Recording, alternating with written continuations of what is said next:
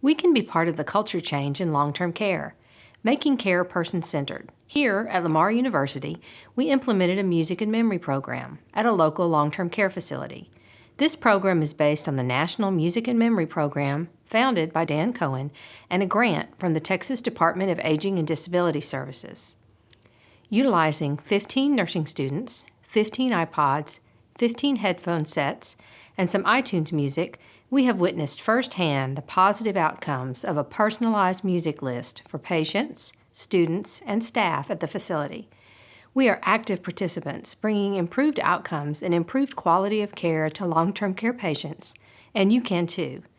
Listen as the students and staff tell of this life-changing journey.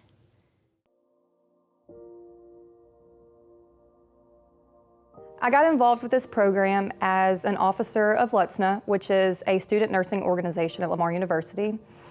We thought it would be a great idea and immediately jumped on the opportunity to be involved with this whenever it was brought to us by one of our instructors, because we thought that bringing this to nursing students within our department would give them a great experience with dealing with these types of patients.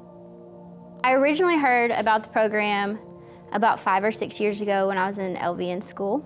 And so when it was brought to us this last semester as a service learning project, I just jumped at the chance to work with them. Once I got into the facility and I met with my resident, I did not think it would affect me the way that it did, that I would find something in common with this elderly lady, that she would open up to me and it would be more than just yes or no questions, but actually have whole conversations with me, telling me about her past and her family and the way she grew up. Music and memory is designed to help individuals with dementia. One of the major issues is that these people are losing their memories and they're losing themselves. Memories aren't just random moments in your life. They are what make you who you are. So when you lose those memories, you lose a sense of self. I've never been around the elderly before, and I thought that this would help me to be comfortable, so whenever I am in practice, I would be more comfortable dealing with these patients. And actually learn about music that I've never heard of from a genre that is way before my time and my parents' time. And when I did, she opened up and told me music preferences and artists and actors and things that she loved. And I learned about her past that could not have been possible without this project. The music helps a lot of the residents, and it also helps the employees to be able to provide safe care for the residents. As, for example, when we're giving them a shower and their anxiety level is high, the music helps them to calm down and enjoy their shower, and it helps us to provide the right care to them. I was assigned a resident at a long-term care facility with Alzheimer's and dementia.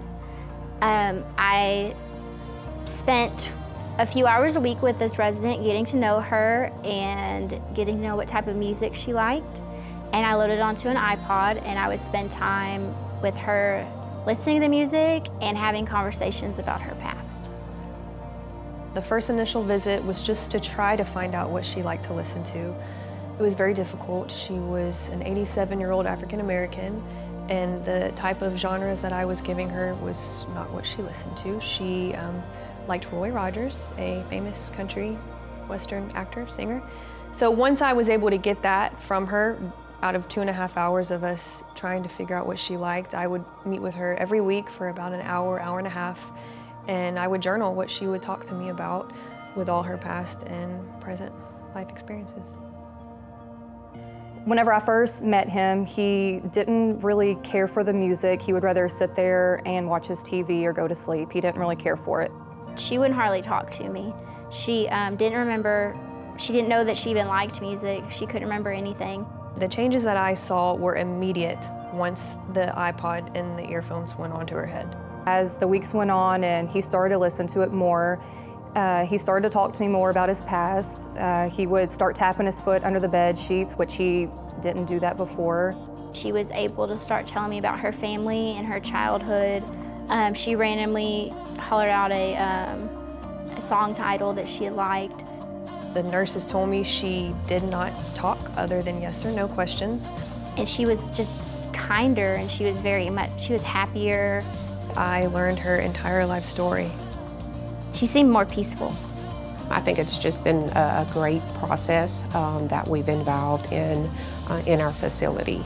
I've seen, some of our residents decrease in medications. Music is one of the strongest connections that we can make inside the brain. It will attach itself to memories, whether it be your high school prom, your wedding, a song you sang to your child when they were a newborn. So we're trying to reconnect these memories through music, and we have to find a personalized music. It can't just be any random music. It has to be something that means something to that individual.